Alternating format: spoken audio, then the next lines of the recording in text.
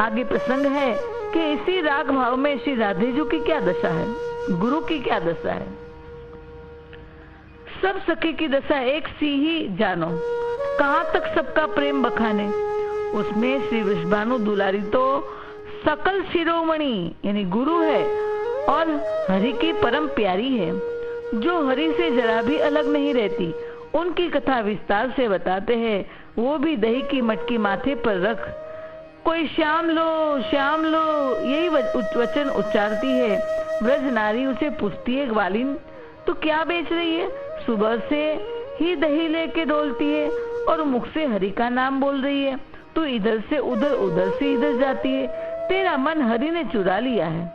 दादा बोली, सखी नंद बाबा का घर कहाँ, ये तो बता जरा। मेरा सावरा मोहन बसता है, क्या ये उसी का गांव है या और?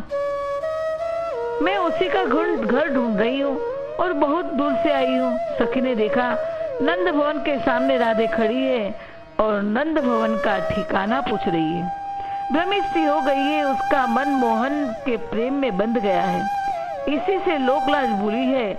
तब वह सखी राधा की अति प्यारी सखी थी, राधा की परम हितकारी थी। सोचा ये ऐसे डोलेगी तो जटिला और अभिमन्यु को पता चले तो इस पे बात जशोदा मैया पर आ जाएगी, जशोदा मैया को सुनना पड़ेगा।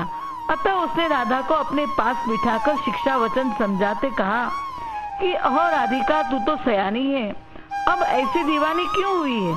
सखी बोली, तुझे देख व्रज के नर नारी हंसते हैं, इस प्रकार पगली दीवानी जो घूम रही हो, माता पिता ससुराल गुरुजन की लाज और भय भूली हो। कृष्ण प्रेम धन पाया है तो उसे गुप्त रखना चाहिए, ये शिक्षा तूने ही तो हमको दी थी। कृष्ण प्रेम धन पाए के प्रकट न कीजिए बात, राखिए उर में गोय के जो मणि राखत ब्यान। जैसे सांप अपनी मणि छुपा के रखता है, ऐसे कृष्ण प्रेम धन छुपा के रखना चाहिए। राधा बोली, सुंदर मूर्ति दृष्टि परी है, तब से जी चंचल हो ही रहा है। सोच संकोच सभी जो मिटे हैं, बोल कुबोल सभी जो सहा है। रैन दिना मोही चैन नावत, नैनन से जल जात बहा है। तात कहत कछु लाज करो, जब लाज गई तब लाज कहाँ है, लाज गई तब लाज कहाँ है। जब समझ प्रेम में डूब गई तो समझाने से क्या होगा, जब समझ प्रेम में डूब गई तो समझाने से क्या होगा। श्री राधा जो तो माँ बाप स्वरूपिणी है, वो तो सखियों की गुरु है, वो तो राग की लीला कर रही है जिससे सखियों का मार्गदर्शन हो। राधा जो बोली, है सखी मैं क्या करूं, मेरे हाथ में मेरा मन नहीं है, तो तेरी सिख कौन सुनेगा। तू सोचे कि ये कान से सुन रही है, पर ये इंद्रियां तो मन के पीछे चलती है और इन सारी इंद्रियों का स्वामी मन है। इंद्रिय के साथ मन हो तो कान सुने, आंख देखे, मेरा मन तो हरि ने हर लिया है, इसीलिए ये इंद्रियां भी मन के साथ हरि के पास चली गई। मैं विषय ज्ञान शून्य हूँ, अब मेरे वश में कोई नहीं है। नयन उन्हीं के दर्शन के लोभी रहते हैं, कान उन्हीं के शब्द सुनने तड़पते हैं। अब ये मेरे फिराए नहीं फिरते, फिर सके तेरे सिखाने से क्या होगा। मेरे हाथ में नहीं तो लोकलाज के लिए मुख पर घूंघट कौन करेगा। अब तो जो होना हो जाए, मैं तो मोहन के हाथों बिक गई, ये सारे जगत में प्रकट हो गया। राधे जी का भाव हमें समझा रहा है कि प्रभु को तन मन जीवन देने का मतलब क्या। इंद्रिय मन के द्वारा सोचने का कार्य करने का, बदलने का तुम्हें कोई अधिकार नहीं। जिनको समर्पण किया वही सोचे, वही करे, वही करावे। इसलिए तो मीरा कहती है, करे करावे आप ही, नाम न अपना ले। अगर आप कहे मैंने तन मन धन प्रभु को अर्पण कर दिया, तो आपकी दशा राधा व सखी जैसी होनी चाहिए, परंतु होती नहीं। उस मन बुद्धि से आप संसार का सोचते हैं, इंद्रिय से काम स्वार्थ के करते हैं। इसका मतलब आपने तन मन धन समर्पण नहीं किया। जिसने अर्पण किया, ऐसे प्रेमी के तन का कनेक्शन मन से छूट जाता है। फिर उसके द्वारा जो काम होते हैं वो संसार की समझदारी के काम नहीं होते, बस कनेक्शन मन का जहाँ जुड़ा है उसी के कहा सब तन डोलता है। राधा कहते सखी को ऐसा सुना, राधा सखी को ऐसा सुना के मौन हो गई। पुनः दे दशा भूल के श्याम रस में मग्न हो गई। बोली सखी मुझे नंद भवन बताओ, नंद नंदन से मेरे प्यारे से मुझे जल्दी मिलाओ। वह विवश अति व्याकुल थी, उसका मन नंदलाल ने हर लिया था। दही की मटकी ले आगे चली, नंद भवन के सामने डोल रही है और नंदराय का भवन सबसे पूछ रही है। कुछ उन पे हंसते हैं, कुछ दया दिखाते हैं, इधर उधर घूम घाम के पुनः उसी नंद भवन के सामने आती है। कोई कहना लियो, कोई मोहन लियो, टेल सुनाती है। अति व्याकुल है, कभी एक वन से दूसरे वन डोलती है। तन मन जो हरि को अर्पण किए हैं, इसलिए तन की दशा क्या वर्णन करे, उसके रोम रोम में कन्हैया रम रहे हैं। आजा मोहन सावरी, कृष्ण को याद करती राधा कहती है आजा मोहन सावरी, अब नहीं देर लगाए। दासी अति ही अधीर है, पल पल तुम ही बुलाए। मैं तुम बिन पल न रहाऊं, मोहन अब आन मिलो, आन मिलो। मैं तुम बिन पल न रहाऊं, मोहन अब आन मिलो, अब आन मिलो। असुवन की माला प्रेम से पोई, ये पहने मेरे है जोई। मैं निश दिन नीर बहाओ, मोहन अब आन मिलो, अब आन मिलो। दिवसन चैन नींद नहीं रतिया, कासो कहो मेरे मन की बतिया। मैं रोए मर जाऊं, मोहन अब आन मिलो। मैं तुम बिन पल न रहाऊं, मोहन अब आन मिलो। हे मेरे प्रियतम प्राणेश्वर, हे मेरे जीवन हृदयेश्वर। मैं तुम बिन प्राण गवाऊं, मोहन अब आन मिलो, अब आन मिलो। मैं तुम बिन पल न रहाऊं, मोहन अब आन मिलो, अब आन मिलो, अब आन मिलो। सखी राधा की दशा देख चकित सी हो गई कि श्याम ने इसके सिर पर पक्का जादू टोना कर दिया है। वह दौड़ी दौड़ी श्याम के पास गई और कहने लगी,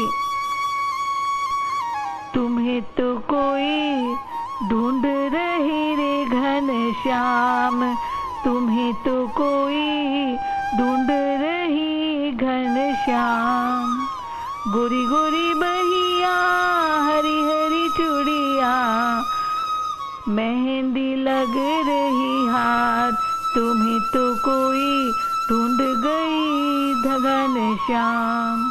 गोरी गोरी नवल किशोरी, राधा रंगीली वाको नाम, तुम्हें तो कोई ढूंढ रही घनश्याम। मोटी मोटी अखियां, जीनो जीनो कजरा, जीनो जीनो कजरा, पलक जकोरा खाए, तुम्हें तो कोई ढूंढ रही रे घनश्याम। दैया की मटकी सिर पर धरी के, कर गई इशारों बाम, तुम्हें तो कोई ढूंढ रही रे घनश्याम। सखी कहती है, श्याम सुंदर एक नारी तुम्हें ढूंढती फिर रही है। अति सुंदर नवल सुकुमारी है, उसके तन पर नीलांबर है जो उस पर अति शोभा पा रही है। उसका मुख चंद्र से अधिक चमक रहा है, जिसे देख मन मोहित हो जाता है। प्रातः काल से ही दही लेकर डोल रही है और कोई गोपाल लो, कोई माधव लो बोल रही है। उसे अपने देह की सुधि नहीं है। घूमते घूमते अति व्याकुल हो गई और अभी अभी बंसी वटकी और गई है। मन वचन कर्म से उसके प्राण तुम में ही बसते हैं, ये मेरी समझ में आया है। उसे जाकर मिलो हे सुखदाई। सखी ने ऐसी बड़ी चतुरता से बात श्री कृष्ण के पास रखी। श्री कृष्ण ने हृदय में आनंदित हो हंस के सखी को विदा किया और स्वयं प्यारी को दर्शन देने के लिए चले। परम हर्ष दो मिले, राधा नंद कुमार, कुंज सदन मोहित मनो, तन धरि छवि श्रृंगार। कुंज मानो तन धर के उनके दर्शन कर मोहित हो रहा है। राधा बोली, हे प्यारे, व्रज में सब नर नारियां कहती है राधा कृष्ण एक है। ये सुन गुरुजन सब मुझे कटुवाणी सुनाते रहते हैं, तुम्हारी निंदा करते हैं, ये मुझसे सुना ही जाता। मन कहता है इन सबको तज दूं। यहाँ गुरुजन में जटिला कुटिला अभिमन्यु आदि ही है, वृषभानु और कीर्ति नहीं करेंगे। तो इसीलिए कहते मन कहता है इन सबको तज दूं, तुमसे विमुख का संग करूंगी ही नहीं। मैं लीनो दृढ़ नेम, सुनो श्याम सुंदर सुखद, तुम पद पंकज प्रेम, यह पतिव्रत पालूंगी मैं। आपको प्रश्न होगा, श्री कृष्ण सारे व्रजवासी के हृदय के सम्राट हैं, फिर उनसे राधा सखी के मिलन पर कटुवचन निंदा क्यों करते हैं? सारे व्रज में कृष्ण से कोई विरुद्ध नहीं था। कृष्ण को देखने, उनकी बंसी सुनने भी गोपी जाए तो किसी को विरोध नहीं था।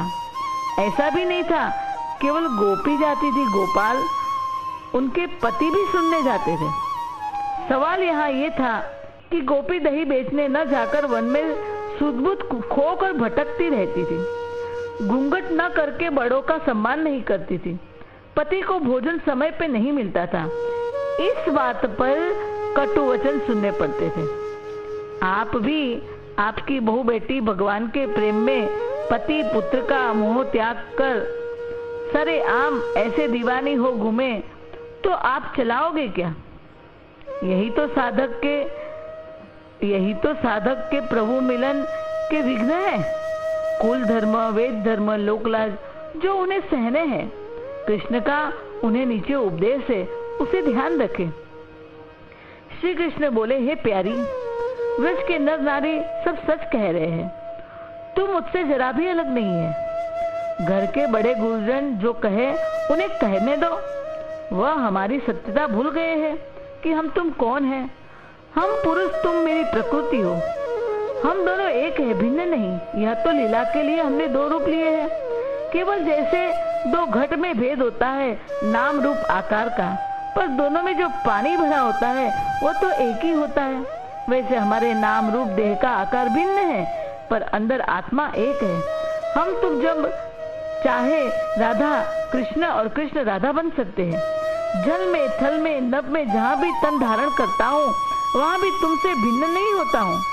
तुम संग ही होती हो, परंतु जब लीला के लिए देह धारण किया है तो उस देह के कुटुंबियों के जो भी कुल रीत रिवाज है उस व्यवहार को मानना चाहिए।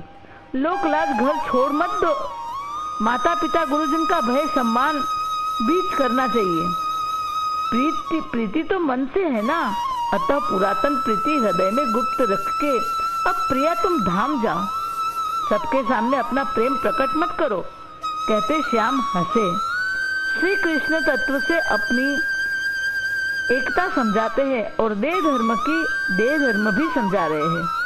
तत्व से हम परमात्मा से एक है, अलग कभी नहीं, परंतु देह धारण किया है तो उसके धर्म का भी पालन करना चाहिए, तभी प्यास बढ़ेगी। देह धारण किया है तो कुल कुटुंब के व्यवहार का पालन करना होगा, बड़ों का डर रखना होगा, बच्चों का पालन करना होगा, लोक लाज घर नहीं छोड़ना, मन से मेरी बनी रहो, तब से तन से अभिमन्यु की पत्नी का नाटक मत छोड़ो, प्रीति गुप्त रखो, जिनको मुझ पे श्रद्धा विश्वास न हो उनसे गुप्त रखना। कृष्ण की बात को राधे क्या समझी? वह समझी अपना प्रेम सबसे ही छिपाओ। वैसे कहते हैं वेद धर्म, कुल धर्म, रीत रिवाज, लोक लाज की जो परवाह करता है वह अपने प्यारे से यानी कृष्ण से पूर्ण प्रेम नहीं कर सकता, हर वक्त सेवा में उपस्थित नहीं हो सकता। सेवा ही तो प्रेम के प्राण है, जहाँ प्रेम है वहाँ सेवा और त्याग है। अतः एक चरम सीमा पे पहुंचने पर प्रेम कहता है, आग लगे सारी दुनिया को मैं तेरी हो गई रे बालमा। सारी दुनिया को आग लगा दो और प्रीतम प्यारे की हो जाओ, और लगानी ही पड़ेगी। वही इन पर्वतों को, वही ये पर्वत है, वेद धर्म, कुल धर्म, लोक लाज, त्याग पूर्ण समर्पित हो सकता है ऐसा व्यक्ति, जैसे मीरा सब छोड़कर गिरधर की हो गई। यहाँ राधा जो मन में सोचती चल रही है कि कृष्ण ने प्रेम गुप्त रखने को कहा है, तो सखी को भी भेद नहीं बताऊंगी, मगर राधे का यह विचार गलत है। तुम्हारे घर में लोगों को ईश्वर से संत से प्रेम श्रद्धा विश्वास न हो तो उनसे अपना प्रेम गुप्त रखकर बहाना बना के मंदिर में सत्संग सुनने जाओ। मगर जो तुम्हारी सखी है वो भी सत्संग में आती है, उससे कैसे छिपाओगी? वो तो तुम्हें देख ही लेगी, और वो ईश्वर संत विरोधी भी नहीं, उसे बताने में हर्ज नहीं। मगर राधे ने संग की सहेली व अष्ट सखी से भी ये प्रेम छुपाने का प्रयास किया। जब सब राग भाव में मस्त थे तो अष्ट सखी को भी अपना होश कहाँ था। उन मध्य से राधा कैसे नंद भवन की ओर चली गई किसी को पता नहीं था। वह सखी जिसने श्याम को राधे की हालत बताई थी वह पुनः रास्ते में श्री राधे को मिल गई। राधे का खिला हुआ मुख कमल देख समझ गई, बोली, प्यारी, अब तक जिनके दर्शन के लिए व्याकुल भ्रमित थी, मुख कमल मुरझा गया था, वह श्याम तुम्हें कहाँ मिले? तेरा खिला हुआ चेहरा कहता है कि तुम्हें श्याम मिले हैं। योगी भी जप तप करके जिसे पा नहीं सकते उसे तूने वश किया है। राधा कहती, सखी तू क्या बोल रही है? तू किस श्याम की बात करती है? तू जिसकी बात करती है मैंने उसे कभी नहीं देखा। व्रज में तो कई सावरे गोरे वाले हैं। तू जो श्याम कहती हो कि जिसे योगी भी नहीं पा सकते, वो किस गांव का है? तू क्यों उसका नाम मेरे साथ जोड़ती हो? सखी कहती, आहा, श्याम को मिलकर बड़ी चतुर हो गई हो, घर वाले गुरुजन के त्रास से परेशान हो गई हो, इसीलिए बताते डरती हो कि सखी घर जाकर बोल न दे। ठीक है, मैंने तेरी बात मान ली है। कहाँ तू, कहाँ श्याम? हम भी उस श्याम को नहीं जानती, पता नहीं वो कौन से गांव का है। राधा हंसती हंसती घर पहुंची। आज सीधी बरसाने अपने मैके गई थी। माँ कीर्ति ने, वृषभानु ने राधा को गले लगाया। आज अच्छा किया बेटी तो घर आई, कई दिन से देखा न था। मुखरा नानी तो रोज राधा श्याम के दर्शन करने नंदगांव जावट जाती थी, नंदगांव और जावट जाती थी। इधर वह सखी अन्य सखियों के पास, अष्ट सखी के पास गई और कहा, सखी राधा तो बदल गई है, ऐसे बातें करती है जैसे आज ही व्रज में आई हो। सखिया कहती है, कैसी बातें करती है किशोरी जो? वह सखी बोली, प्यारी, कहती है, कौन श्याम? कैसा श्याम? मैंने श्याम को कभी नहीं देखा, वो किस गांव का है? उसकी आंख देख के पता चलता है कि वह श्याम से मिली है, मगर हमसे छिपा रही है। सब सखी कहती, चलो राधा के पास, हम सबसे वो छिपा नहीं सकेगी। सब मिलकर राधा से मिलने के लिए बरसाने आई। राधा को घेर के बैठ गई। राधा हंस के सबसे गले मिली, परंतु मौन रही। ललिता जो बोली, प्यारी, हमसे किस बात का मौन लिया है? यह मौन किसने सिखाया? धन्य है वह गुरु जिसने तुझे यह मंत्र दिया। तो कल कुछ और थी, सुबह कुछ और अब कुछ और हो गई। ये पता चलते तुझे मिलने हम सब दौड़ी आई। यह मौन का फल तो बता, हम सुने तो हम भी यह व्रत धारण कर ले। हम सब एक साथ बड़ी हुई है और अब गुरु मंत्र लिया है तो हमें भूल गई। ये प्रश्न से मानो सखिया राधे से मार्गदर्शन मांगती है। राधा बोली, ये सखी मुझ पे झूठा दोष लगाती है कि मैं श्याम से मिली हूँ, जिसको मैंने सपने में भी नहीं देखा। उसी की बात बार बार पूछती है। तुम ही बताओ, कहाँ वह सावरा रहता है, कहाँ मैं रहती हूँ, फिर भी घर घर बातें करती है कि राधे श्याम मिलते हैं। ललिता सखी हंसती हंसती उस सखी को डांटने लगी। अरे वीर, इस हमारी किशोरी जी ने सपने में भी श्याम को नहीं देखा तो उस पर झूठा दोष क्यों लगा रही है? सुन प्यारी, अब तो ही हम दिख रहे हैं नंदनन, तब कहना देखा या नहीं, छोड़ सकल छल छंद। ललिता जी कहती है, हम तुम्हें अब नंद नंदन दिखाएंगे, तब बताना कि तुमने इसको कभी देखा है कि नहीं। सब सखी ऐसा कहकर चल दी और राधा श्याम के सपनों में खो गई। जय हो राग भाव की, जय हो।